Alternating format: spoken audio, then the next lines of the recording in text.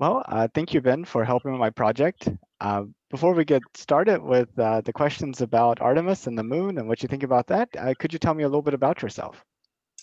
Well, I've sort of always considered myself a self-appointed NASA cheer leader, and I got a couple of pictures to tell a story up through now. If I can figure out how to do this here.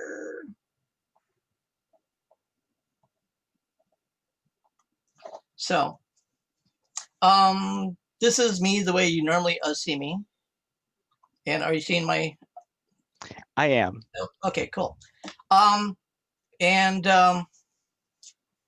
I started taking pictures back in junior high, and I've sort of always been taking pictures ever since. So, going back, oops, go to this screen.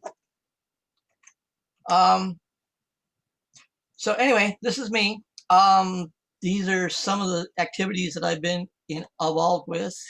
The Minnesota Space Frontier Society, the Minnesota Astronomical Society, the National Space Society, and the Mars Society.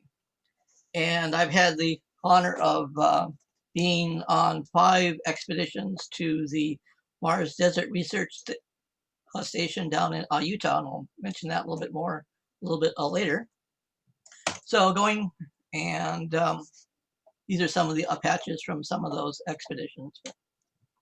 Um, and of course, I have been a board officer in various positions with the Minnesota Space Frontier Society since the early 1980s. When I moved to the Twin Cities, which they are based out of. Going back to the beginning, well, maybe not that quite that far back.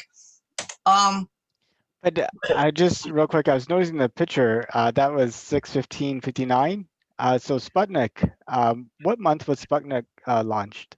that was 57, so 57. So 2 years before the. that was October, I believe. So Okay. October 4th, but might want to Wikipedia that, but I think it's about then. So anyway, so um, in high school and stuff, you know, I followed the space program that was going on at the time. Because we were currently, walking on the moon during that time from 69 to 72. I know that's a little bit before your time there, Nathan, but, so was the launch of a Sputnik for me. So, but I grew up watching the Jetsons and Lost in Space, and of course, Star Trek. And even back then, they were telling you to wear your mask. I'm trying to I don't remember this episode.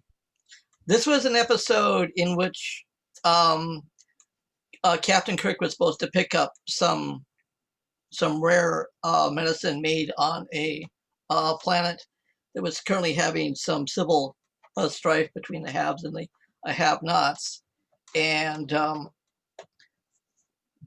the ore that this medicine was made out of gave off a gas that affected your mental abilities, sort of like mercury poisoning. So the have-nots, of course, mined the stuff, and Captain Kirk, with the aid of his trusty crew, determined that if you wore this mask, you could mine the ore to make the drug that everybody needed, but not have it affect the health of the miners. So he was trying to push this, and neither the people who were ruling the planet nor the miners believed him, and it was a hard sell, but he managed to eventually win the day, as he always did. So, but so in this day and age too, I of course encourage you to wear your mask. And it's something I sort of strive towards. I'm loosely affiliated with one of the local Star Trek clubs here in the Twin Cities, and this is one of their setups. Of course, was affected by 2001, And of course, I've tried to get there as well. This is a costume made by a person in Chicago, and he brought it for a display at one of the events that I hosted. Of course, space was everywhere. If you bought Tang, they had a little wind-up rover that came with it. It's like, I don't think they would do this these days. It's a little bit too much of an ask. But back then, yeah, they did this sort of stuff. I, of course, became president of my high school science club, and we did all sorts of things. We toured the weather station and weather radar and the oil refinery and some other cool things, the local TV station. Just after I graduated, Star Wars came out, and of course that's affected me somewhat so. Anyway, I got into model rocketry like a lot of people did back then, and I went on to get my private pilot's license at the University of North Dakota, and a bachelor's in computer science. And then back when he was 38 years old, Neil Armstrong was walking on the moon. I thought, well, by the time I'm 38, I should be able to walk on the moon too. But of course, that doesn't always, plans don't always work out the way that you hope that they would. When I was 38, I was staffing a NASA outreach display at the Minnesota State Fair. But I wasn't going to hold my breath until NASA offered me a ride on the shuttle.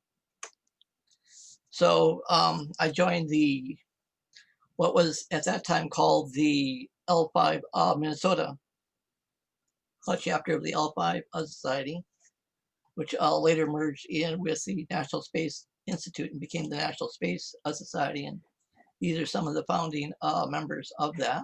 Is Scott in that picture? Yes, right here. That's Scott. Wow, he looks a lot different than he does today.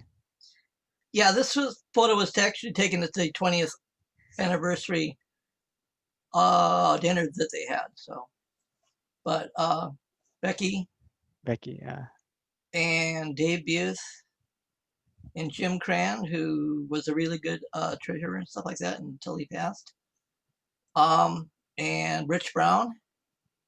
So, and this gentleman here, whose name I'm spacing on at the moment, I apologize. And we did all sorts of cool outreach stuff. We did a Yuri's Night, which celebrated the dual event of the launch of Yuri Gagarin into space, as well as the first launch of the U.S. space shuttle. So, there is in my town a memorial built by the local VFW honoring the crew of a 51L, or more commonly known as Challenger. And as a tribute, we always go over and shovel the monument out, because usually it's covered in snow. And in fact, just yesterday, we had about 4 more inches of snow. So, but we'll be doing that in a couple of days here. Been on various radio talk shows talking about space topics of the day. This particular one, I think I was talking about when we landed a probe on one of Saturn's moons as part of the Cassini and Huygens. We do a lot of displays. This one was at the premiere for the movie The Martian. We brought out stuff. A flag of Mars is proposed by the Mars Society, based off of Kim Stanley Robinson's Red, Green, and Blue Mars. You can see in the back of Mars rover. And this is another meeting of the society. And oh gosh, you're there too, Nathan. So, It's pretty amazing. Yeah. so, um,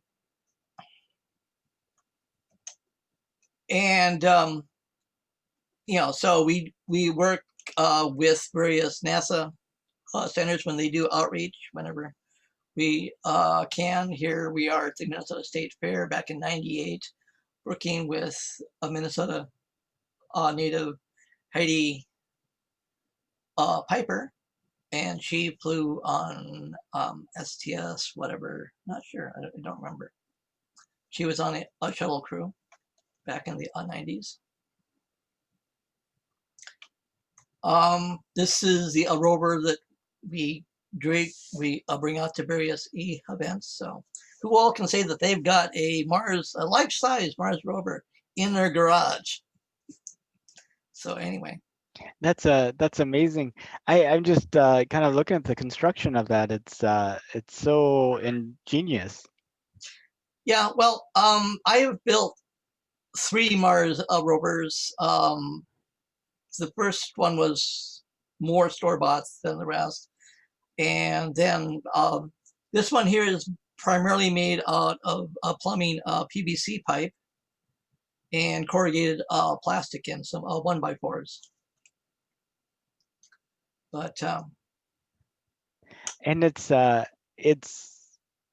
same dimensions as Curiosity.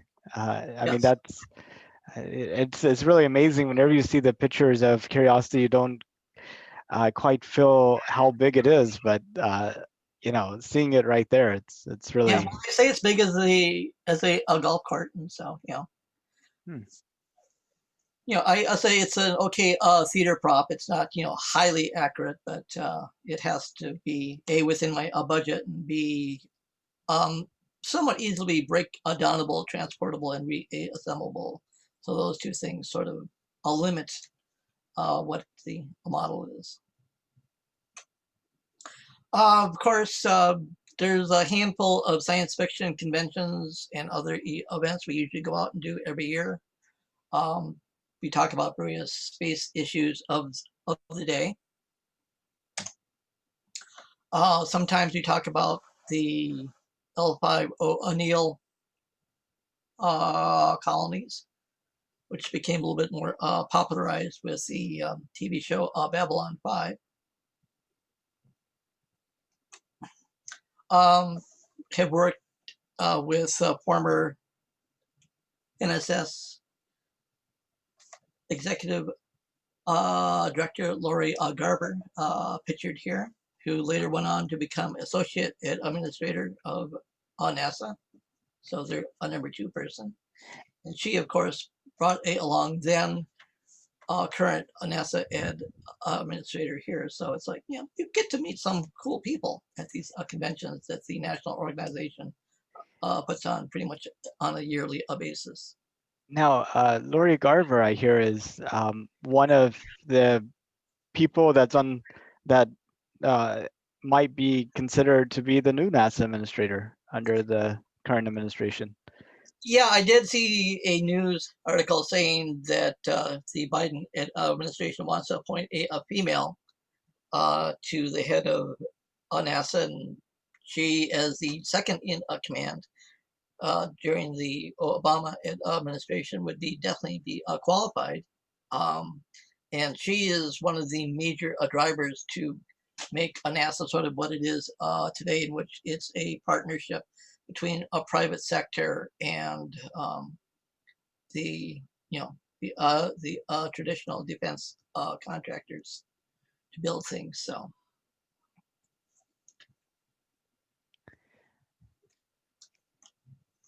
now, of course, for the last 20 some years, I had worked at this place called Radio City.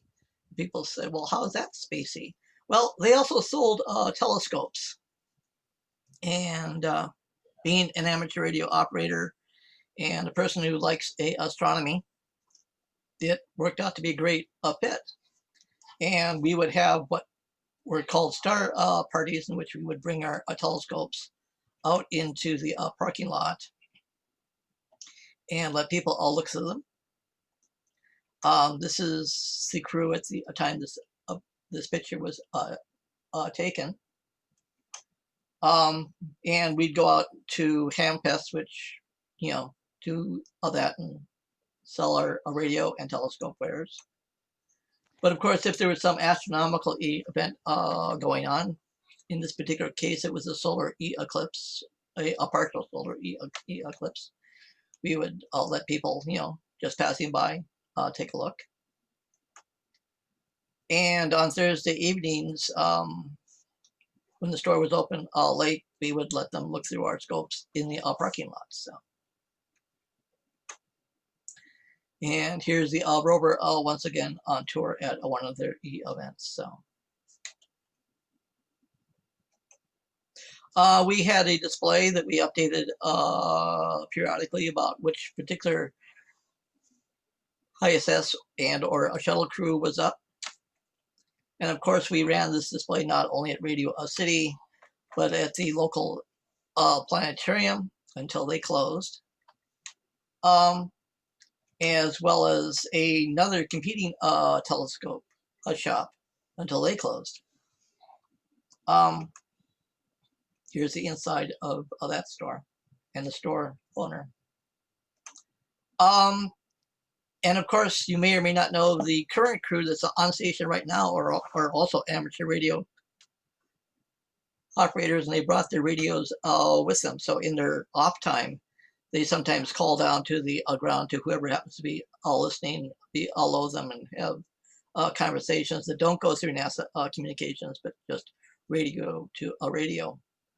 How so I used to have a no-code technician license. I think it's expired. I probably have to renew it. But assuming that somebody did that, how would you go about contacting one of these people? Well, there are various websites that you can go to, and it'll say when the space station is overhead for you. They pretty much live on a Greenwich Mean or a London time. So, they are 6 hours ahead of us here in the central time zone. And they usually have a little bit more free time on the weekends. This isn't something that they do as part of their day job, but something that they do, because they want to. And it's a great outreach. And sometimes they coordinate with local schools and stuff like that. And they get a local amateur radio person to bring his or her gear to a school, and then I'll let the kids call up and ask questions. I've participated in a few of those events as well. So, and that is sort of more on the clock type of NASA outreach. Now, the ISS is only overhead for a minute or so at a time. Yeah, more like 10 minutes, but yeah. More 10 minutes, you said? Yeah. Okay. So. Wow, that's so you can talk for maybe 3 or 4 minutes, I guess, is probably by the time you get the connection. And well, the orbits usually come, like you have a pass, we have a shorter pass, like 3 or 4 minutes, and then 90 some minutes later when they come around again, you have a pass, and then 90 minutes after that sometimes. So, it also teaches the kids a bit about orbital mechanics and ground track and all of that sort of concepts too. So, and sometimes they enhance the activity by having multiple people lined up along the path, and then they feed the audio back and forth through phone lines to augment their coverage.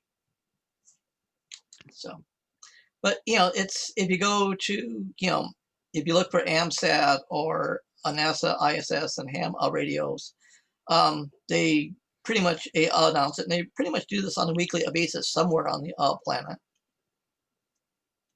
And of course, it all depends upon their real work schedule and stuff like that. So they have to work around that. Unfortunately, the radio store that I worked at just went out of business, so I'm no longer there. I'm currently sort of between opportunities and doing some part-time stuff here and there. But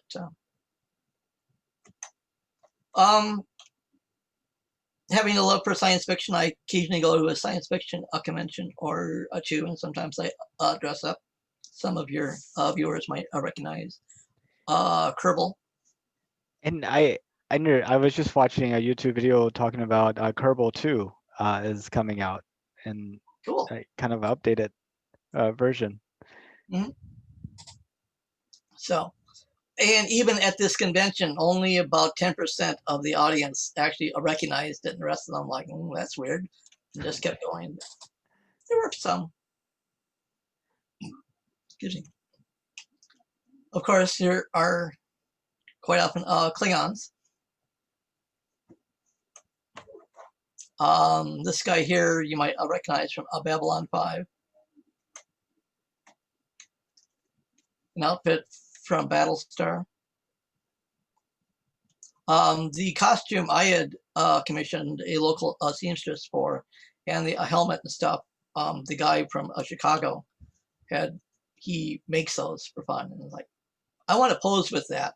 So I brought in my costume and borrowed his helmet for this shot. We run various room parties too. Sometimes you'll take a room in the hotel and make it a hospitality suite. So we've done that at numerous conventions. We've got a large Mars exploration vehicle up on top there for decoration. More talks. About 20 years ago, I was asked to help run a science room in lieu of the fact that NASA, due to a budget cutback, said they couldn't attend that year. And so I sort of brought some of the stuff Minnesota Space Frontier had lying around and set up a display, and it kind of became my unpaid job. And I do that for like 3 or 4 science fiction conventions here in the metro.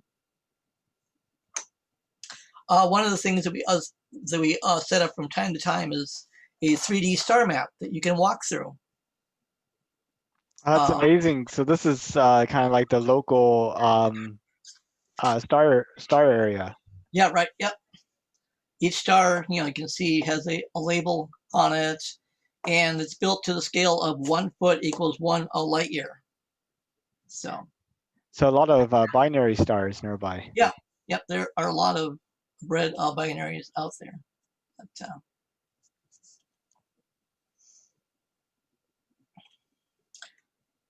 another science room with an earlier rover that we had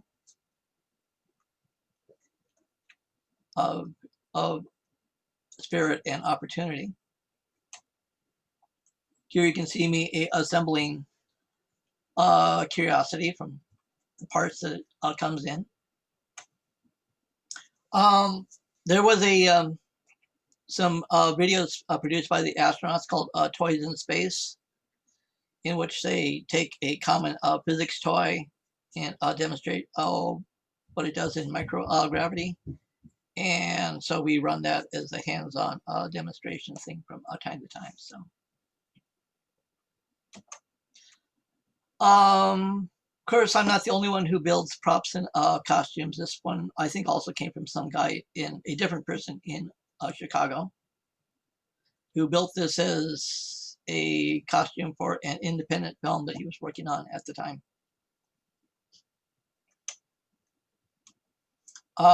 We, of course, have a little standy thing you can stand behind and get your photo taken. We bring lots of models, primarily managed by David Buse, and these are models that he and his brother built, and he sort of curates the display. And of course, Curiosity. We, of course, put up a display for the ISS, in which we have real-time tracking showing where the ISS is at that particular moment, as well as a 1:144 scale model of the station as it existed at that point in time. So as the station was slowly built up and built out, we added more pieces to the display. So now I got to 3D print some stuff for the crewed Dragon, because that didn't come in the kit, because when it was made back in '95, they didn't know that was going to be a thing. So, of course, I often promote another space group, the Minnesota Astronomical Society, as well as the Mars Society and its work. And of course, this was the last display that Opportunity had, because Opportunity had finally given up the Ghost. And unfortunately, nobody wanted to house it for the other 300 some days of the year. So it was decommissioned. But it was a fun model to bring around. Of course, we have some hands-on toys for kids of all ages to play with, just sort of getting people to think along the lines of space and fun. We try to be inclusive. We have a vacuum form 3D map of the moon, as well as that really big 1 meter in diameter moon globe that is also in 3D relief. Do outreach to the local Twin Cities Regional Science Fair. We look at the, it's for kids from 6th grade through 12th grade, and we judge the exhibits, and we consider them worthy. We make up a nice little care package and say, good job, kid. I know that when I was in high school and doing science fairs, it was a cool thing to get recognized, and I try to continue that tradition. So, and of course, MES, the Minnesota Astronomical Society, currently a little over 500 members. When I became president back in the late 90s, it was a little over 150, and I was able to increase this membership a little bit. And we also built some observatories, which I'm very proud of, having had a small administrative hand in. I also volunteered some time and poured concrete and stuff like that too.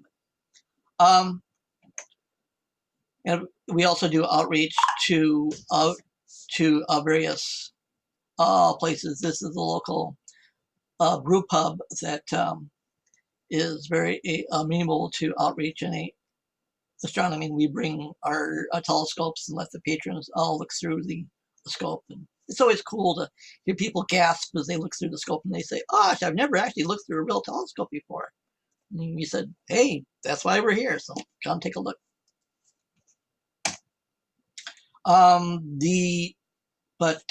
Under my administrations, we built what's now called ELO. It used to be called the Onan Observatory and then got rebranded.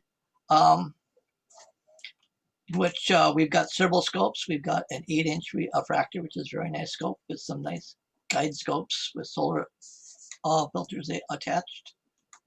We also have a nice 16-inch LX200 scope and a 14-inch scope that we have some cameras that we can then pipe to a large screen TV so people can look through. So in case you, for whatever reason, can't physically get to the eyepiece, you still aren't left out. We always try to be very inclusive with all of our activities. And it's a very nice thing if you're in the Twin Cities and there isn't a plague going on and it's a nice summer evening, go to the website MN Astro and find out when we're open. We're open at least 2 weekends every month, as long as there isn't snow to be plowed. And come look through our scopes, or bring your own and set it up on the plaza and have fun. We also have a couple other observing sites that are more for members, but it's still somewhat open to the public. We don't have a guard or a gate, on which we've got some very nice Dobsonians, a 24-inch Star Master. So Gives you a really nice view. We also have the Casby Observatory, which is just west, or make that east of the Twin Cities, almost to Wisconsin, and it has very nice 10-inch refractor as its primary instrument, pictured here. So, they also occasionally make really weird lawn ornaments. Here, this for the anniversary of the Apollo landing, we built a life-sized lunar rover. So, just for fun. And then we set up all the science stations for all the various things, so you could sort of get a feel for, really the entire area explored by the Apollo 11 astronauts would easily fit inside of a baseball field. In fact, that's where we are. There's a baseball field next to the observatory we set up out there. So, had a hand in promoting the funding of a new planetarium. I said that, we used to have a display at the old planetarium, and it was torn down when tore down the building. And then we had a governor who decided not to fund the building of a new planetarium, and we had to lobby the local legislature to say, hey, no, we really should do this. So this is me with the director park. So it took an extra 20 years, but we got it done. I happened to be invited to be a consultant for the Science Museum for a traveling space exhibit that they were on. I'm an advisor, yay! So, and it had some very cool things with it. This is a really big inflatable astronaut that sort of hung from the ceiling down the stairwell. And of course, they had little things you could pose in if you wanted to pretend you were an astronaut. Here you see me at the bottom of the stairwell with the inflatable astronaut above me. And all sorts of hands-on, kid-friendly types of things for that display.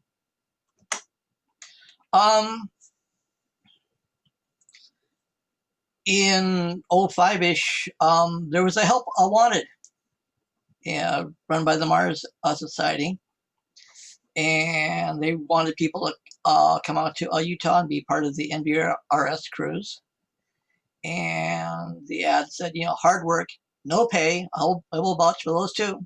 Eternal glory, I get to see any evidence of that. Hopefully that'll come to pass.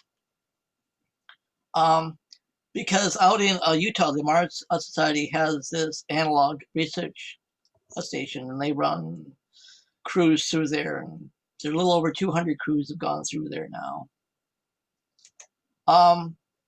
And basically, it teaches you to remember to make sure that everything is in a pocket that you can reach before you go outside, because you can't take off your spacesuit to get that thing that you put into your inside pants a pocket once you're outside, and all sorts of fun protocols that, yeah, okay, yeah, I can remember to do that.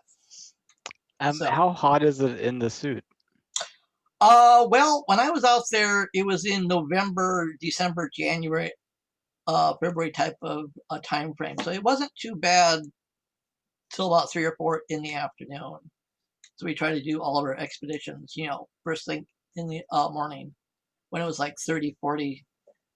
I didn't include a photo, but, this site actually had snow from time to time when we were there. So, but yeah, they do not run a cruise in the middle of the summer. It's too logistically complicated. So, but yes. How is it powered? What's the whole setup, or just the suit? The whole setup. There is a diesel generator that sits behind a hill, and then they run a 110 AC that charges big, 24-volt batteries that live underneath the hab. And then they either use the DC off of the batteries or convert it back to AC, so depending. But yeah, this is way out in the middle of nowhere. I guess the generators and stuff are sort of behind me there, behind a berm, which, you know, reduces the noise and stuff like that.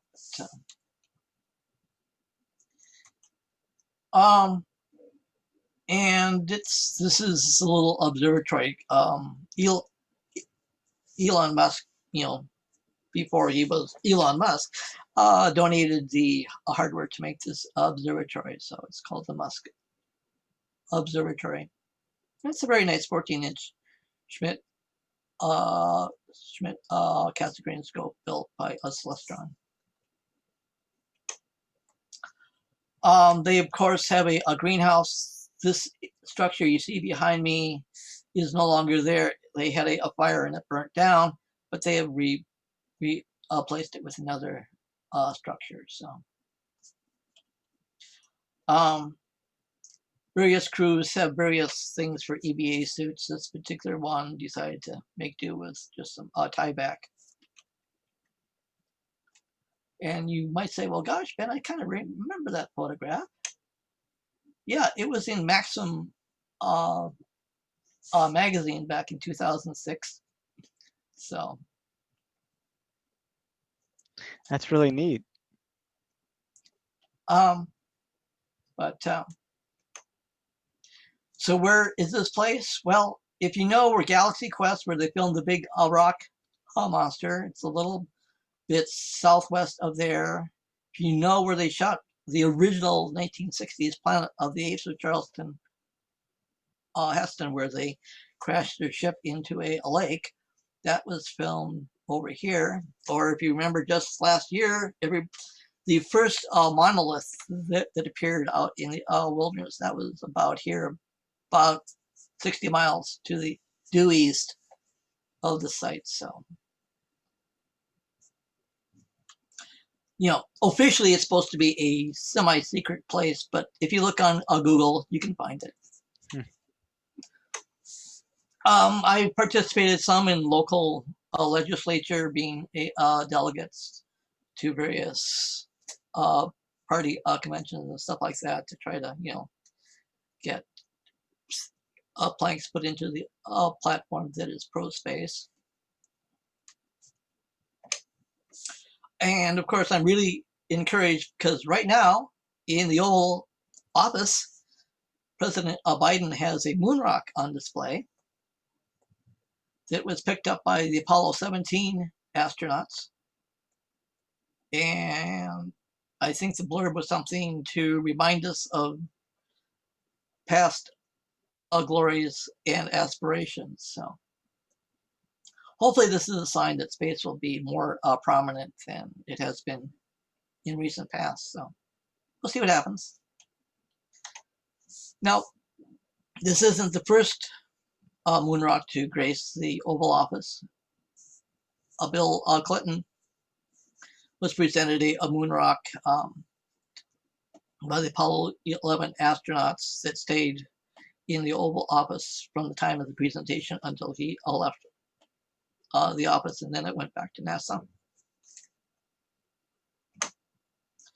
And of course, coming up, Perseverance will be hopefully landing on Mars in just a couple weeks in mid-February.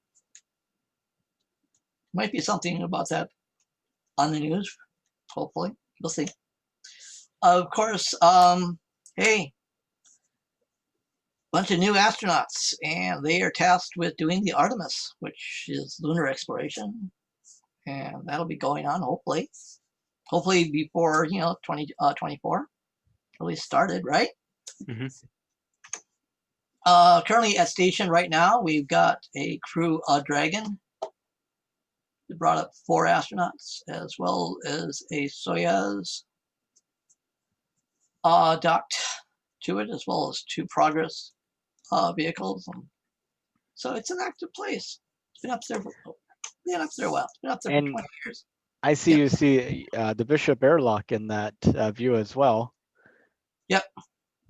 Actually, our North Houston Space Society chapter got to go to NanoRacks last January, and we actually got to go into the clean room where they were assembling the Bishop Airlock. So Oh, that's kind of cool. neat.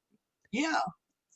So And then the Bigelow um, inflatable. Yeah. inflatable, I'm maybe not. it's on the, oh, I think that's it, right to the right of the airlock. Is that it? Like right Yeah. there? Yeah. So And what's, I thought it was over. I think they moved some stuff because I thought it was over here-ish. But yeah. And they keep saying, well, the Russians are eventually going to launch their power tower and another, mirror class module. That'd be cool to get. So we'll see. They were supposed to replace Piers with an improved airlock. So yeah, it's a dynamic place, and see what happens. what do you think is the future of the ISS? I mean, there's talk about some of the parts of it being well beyond its lifespan, and um, you know, there's some talk that it can't stay around forever. I was just wondering what your views were. What would you like to see happen with the ISS? Well, I mean, I know that the specifications for the shells that all these modules are made out of is supposed to survive projected micro meteorite and atomic oxygen degradation for at least 20 years. And yeah, it's been up there 20 years. So, as well as some of the specifications on the plumbing that's supposed to survive the corrosive fuels that they use on board. So, we took down Mirror because it was getting old and faded out. I would love it to, and I always thought that, well, gosh, every decade or so we would launch a similar replacement module for the modules that are up there, but we don't seem to be doing that. And But I would love to see it, become a privatized, you know, like a research lab, but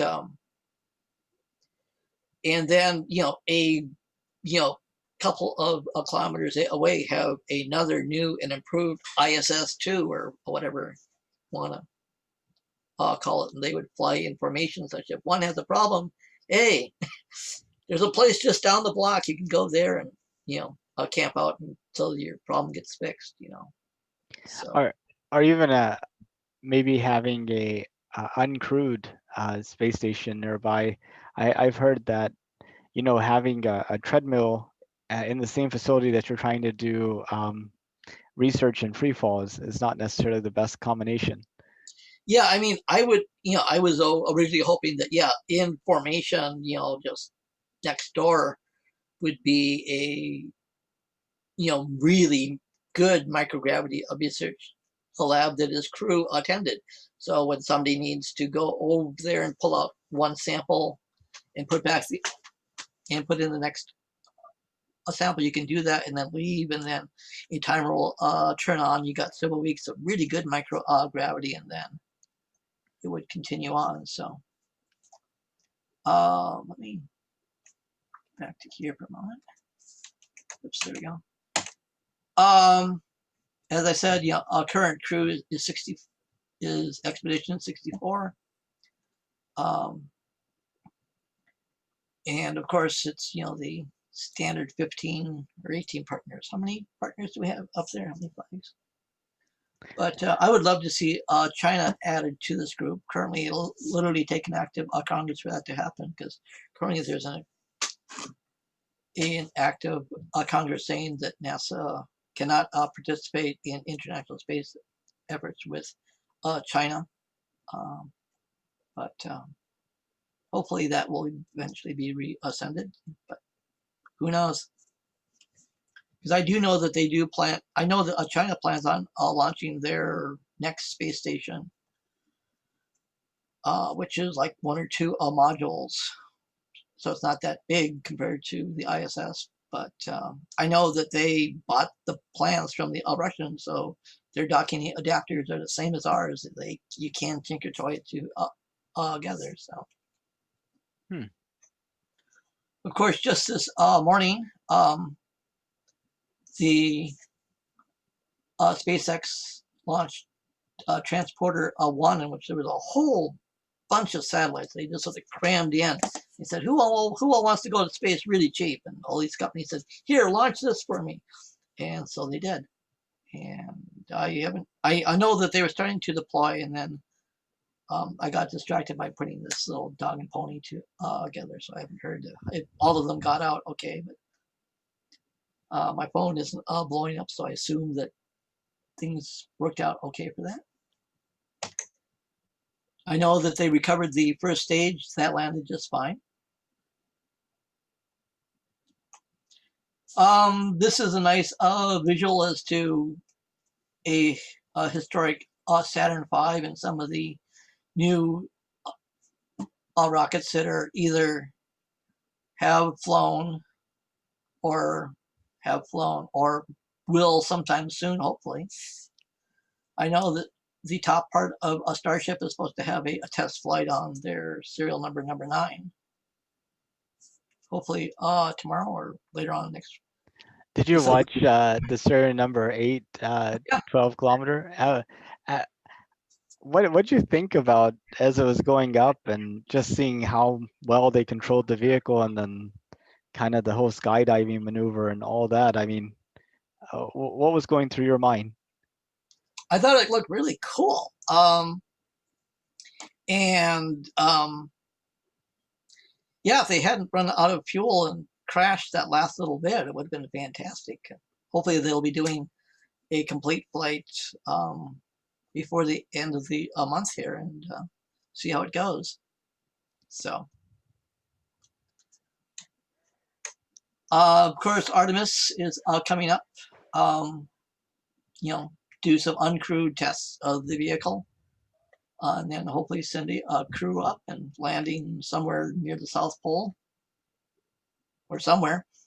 Artemis has got this gateway component that I understand sort of why we have that, but I'm really not a fan of it. I think that living in something with, marginal at best radiation protection isn't that good of an idea. And like, no, send everybody down and, put a nice large cylinder down and bury it with a couple of feet of a regolith, and much safer, much better. So we'll see what happens. Hopefully it'll happen by 2024, at least the start of it. I know that they had a test firing earlier this month, and they were supposed to burn for 8 minutes, and they didn't make it to 8 minutes. So they're not out of the woods yet for making that vehicle, this one right here, work. So we'll see what happens. But hopefully they will get something to land, and this one I think is by Jeff Bezos' Blue Origin, which had a very successful uncrewed suborbital hop just a couple weeks ago. But I'm really looking forward to something that looks a lot more like this.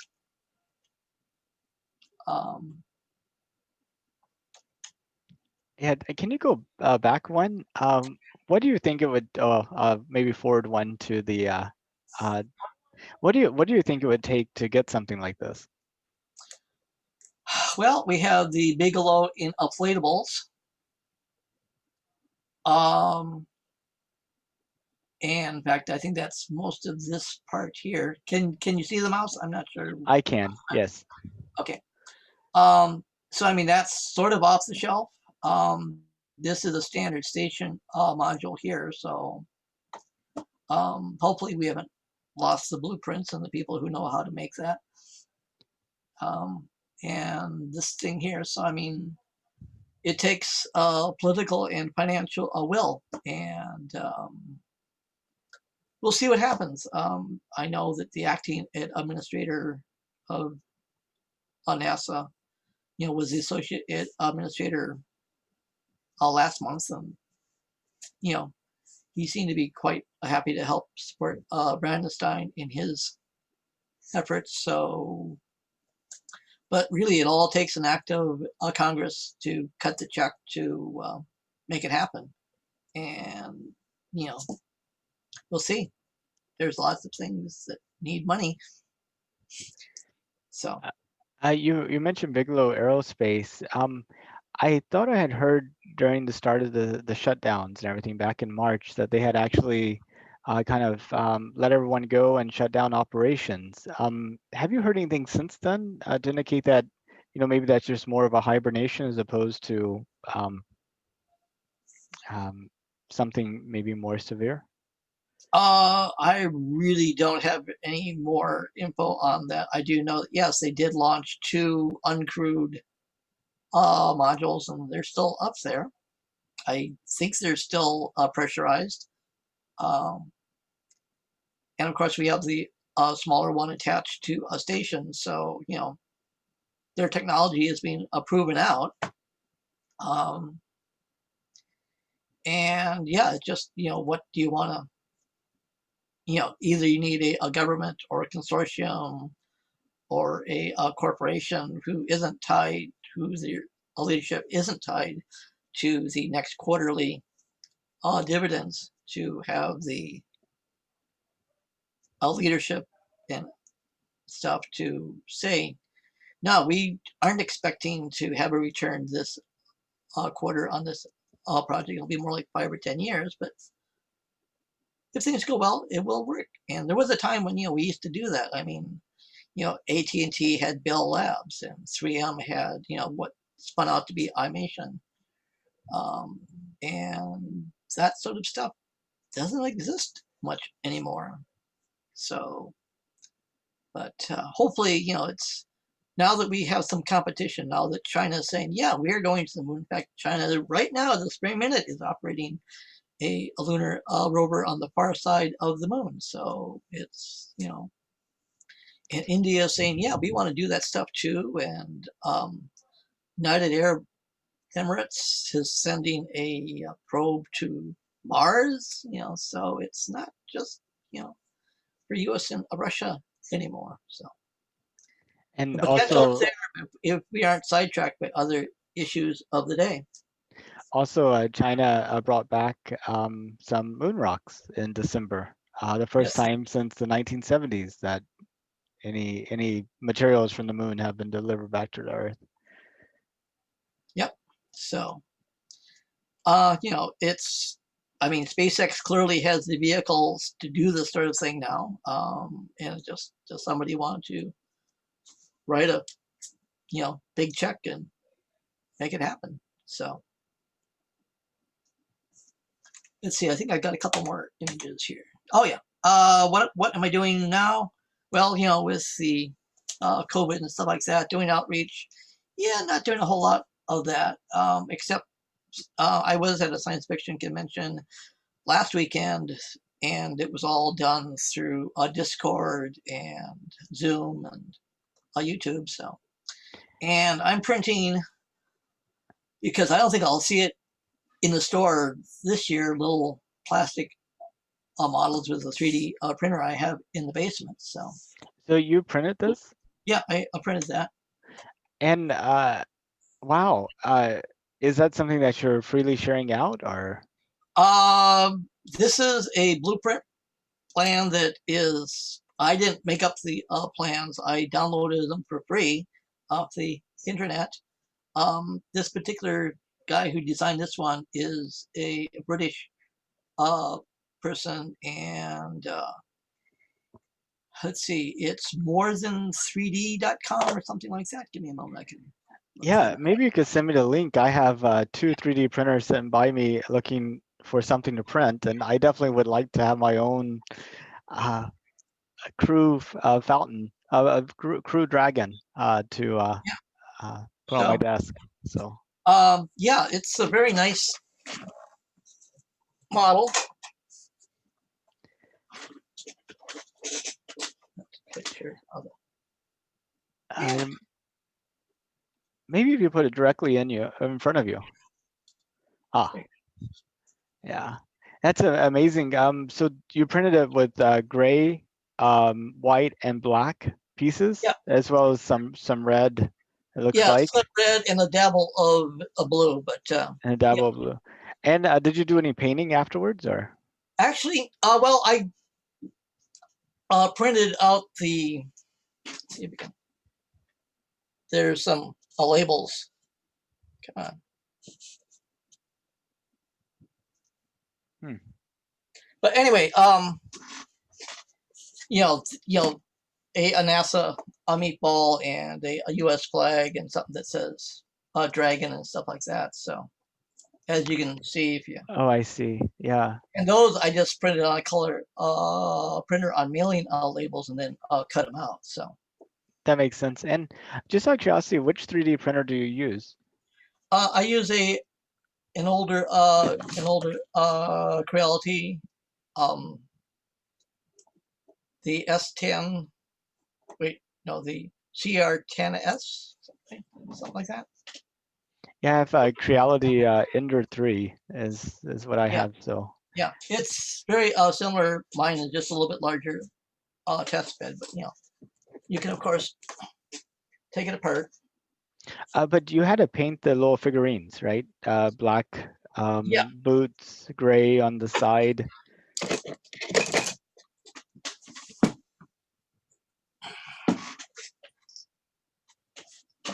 let's see. Ah, yes, that's pretty neat.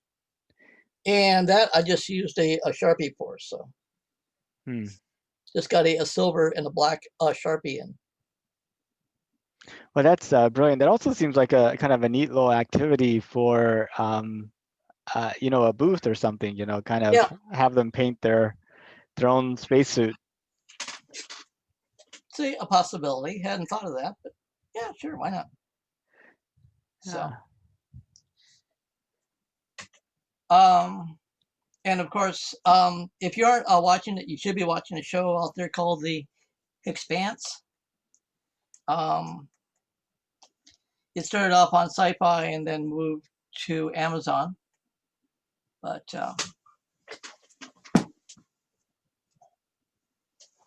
That's the Rocinante. very good. Yes, it is. So, That's pretty amazing.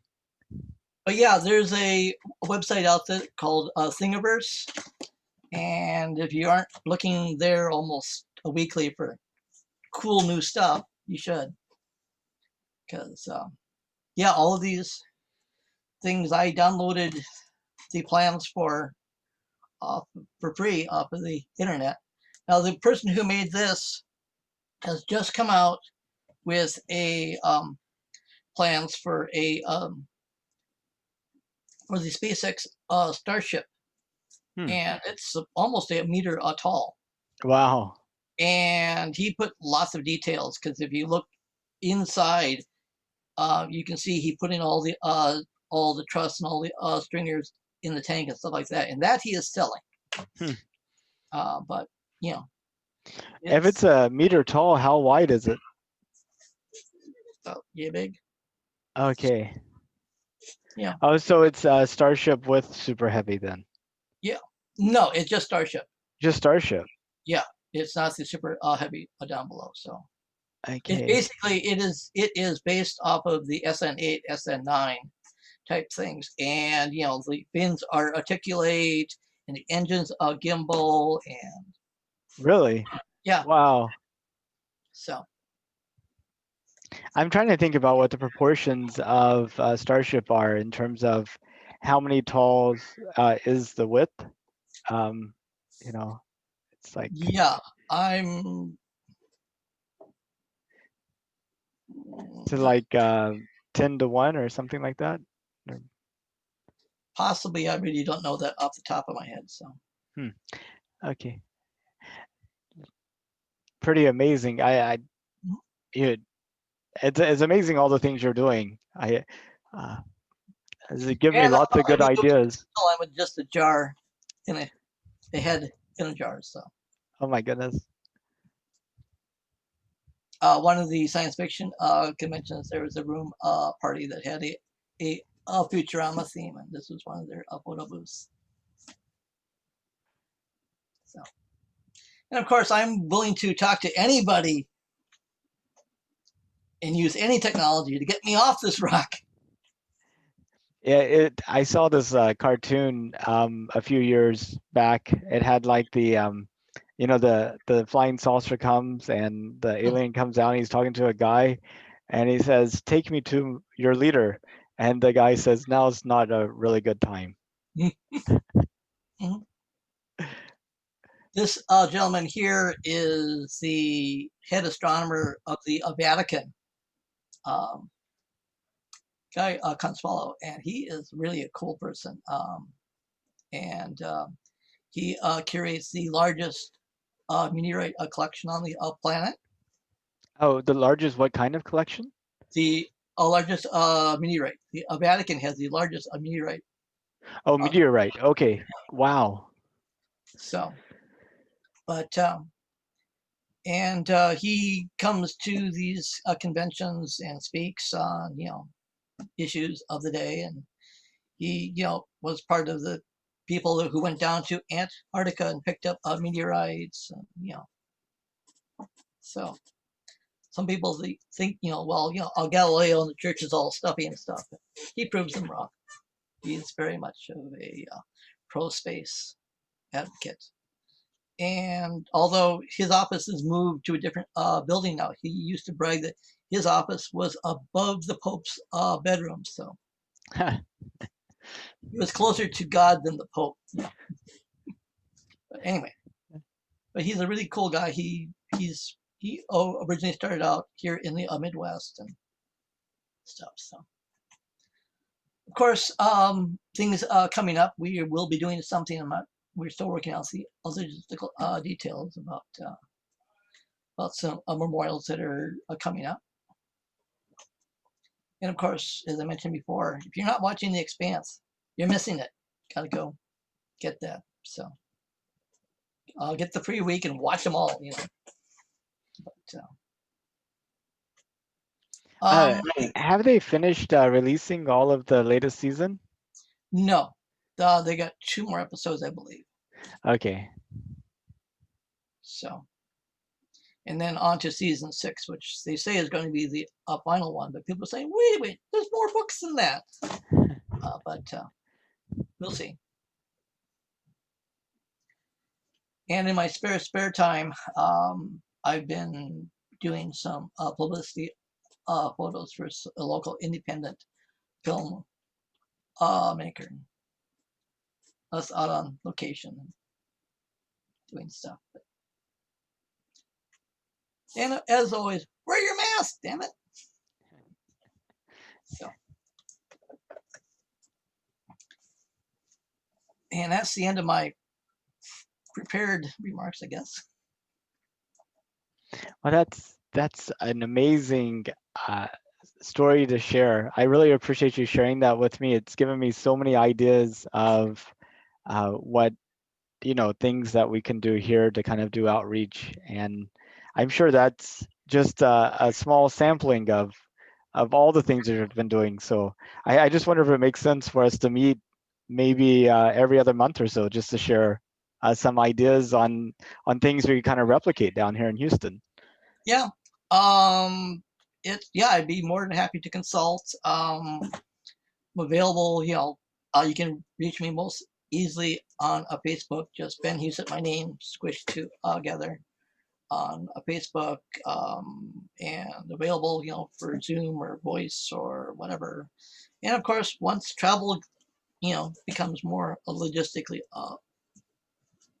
feasible, that too. But see how it goes. Um, so when did you find out that NASA is planning to send people to the moon in 2024?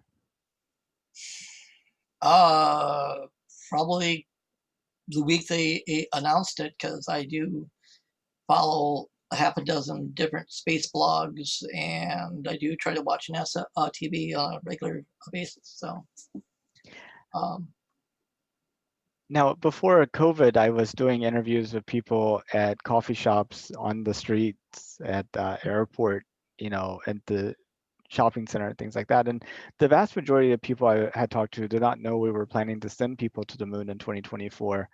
Does this surprise you?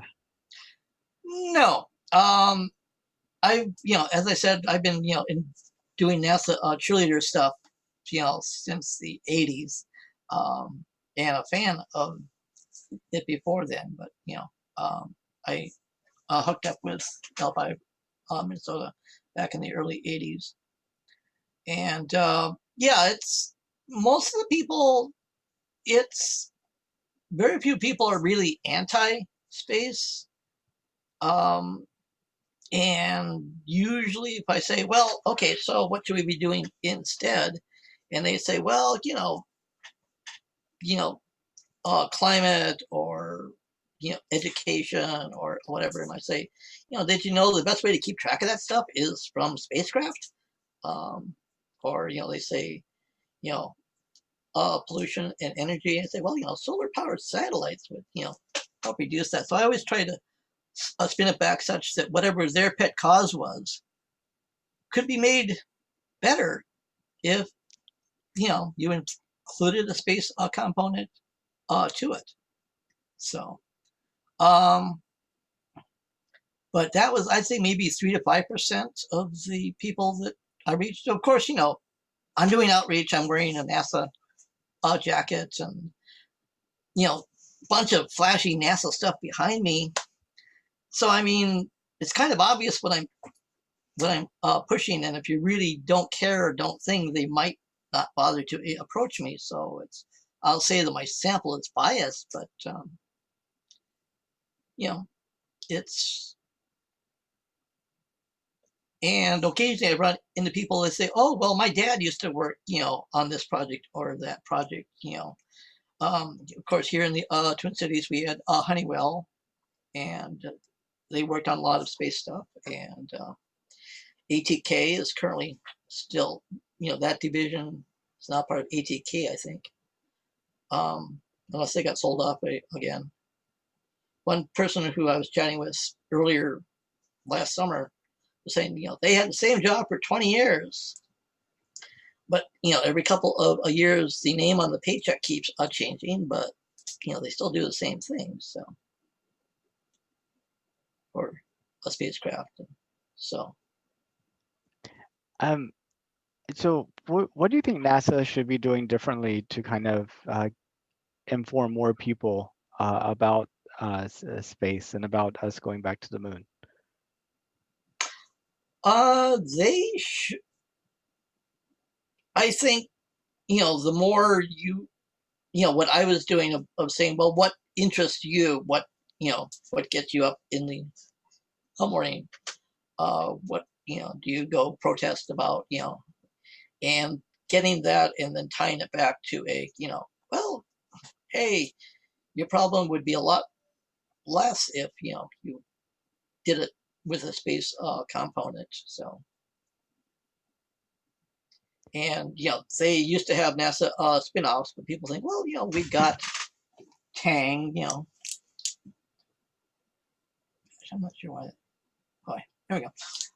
And stuff like that. But it's but all the micro miniaturization and all the medical stuff, and it's like, well, you don't have to do space. I mean, you could do war.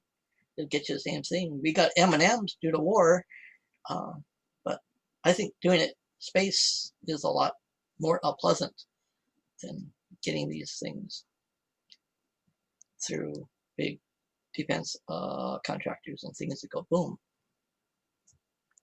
Absolutely.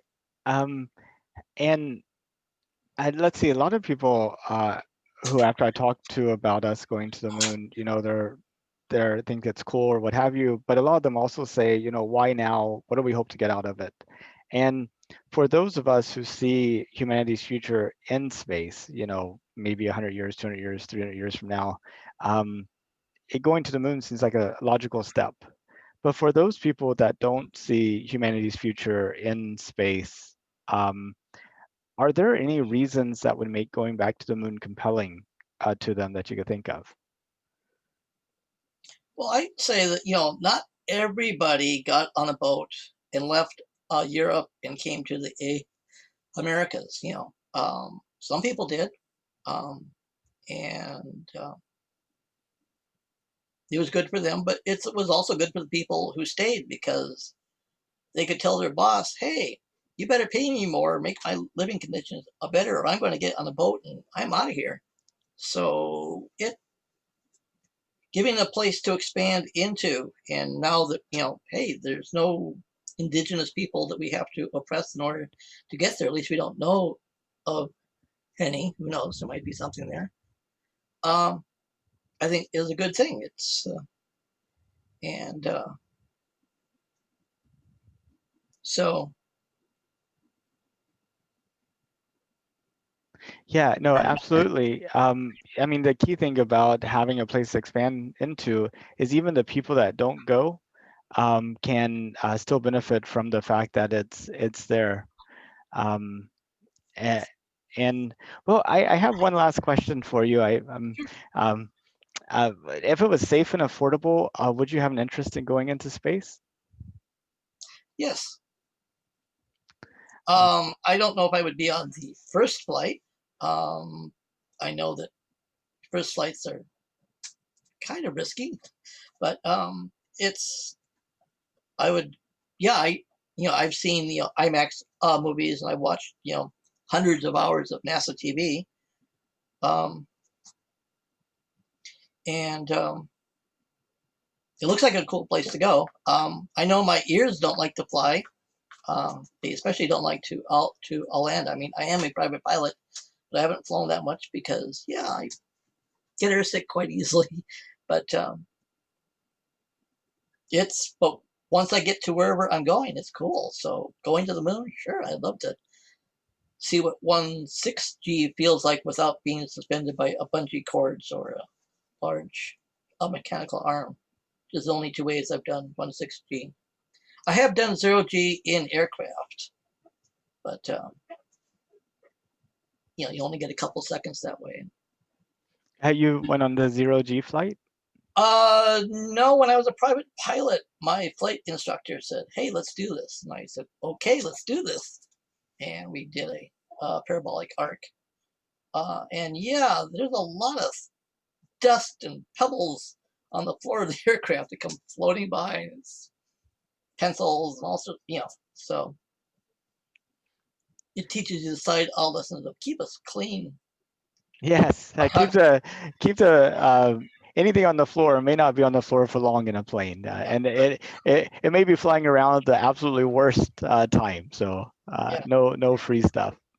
but yeah, I did spin, stall, coverage, and all the standard flight things, and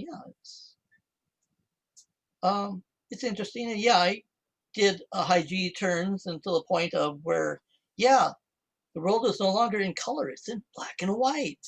Which I thought was really cool. Uh, and fortunately, we were able to, you know, turn the plane back and all level off, and the G loads dropped off, and then the blood came back in, the color worked, and but yeah, it's all quite interesting. Well, Ben, I really appreciate your time, and thank you so much for putting together that awesome presentation to kind of show the extent of outreach that you've done and your passion for this subject. Sure, thank you for asking. I do have a lot of that key. Well, part of I do have these standard talks that I give for outreach, and I'd be happy to do those, for you guys too. I got one on MDRS, and it's just MDRS, and I got Toys in Space, and then I, custom for the science fiction conventions, I do sort of a year in space summary review since the last convention, and so I get those in my hip pocket. But As, be awesome because we're meeting virtually now. So having you present at one of our meetings would be logistically easy. Sure. I noticed that you're having one in February, and it looks like a fun presentation. I hope to try to catch it, but and maybe sometime further down the road. I know in March I've got a convention that I'm doing logistics for, so mid March, not good for me, but rest of the time is pretty much available upon request. So Well, it sounds good. How about we'll look at maybe the first Saturday of April if that works for you. We could I'll send you a follow-up email later today, and we could kind of go from there. give me a quick. I don't think I have anything else there, but give me a moment. No, it's open at the moment. So Awesome. Well, thank you so much, Ben, and I look forward to being in touch and staying in touch. yes, take care. Have a good day. You too, sir. Bye-bye.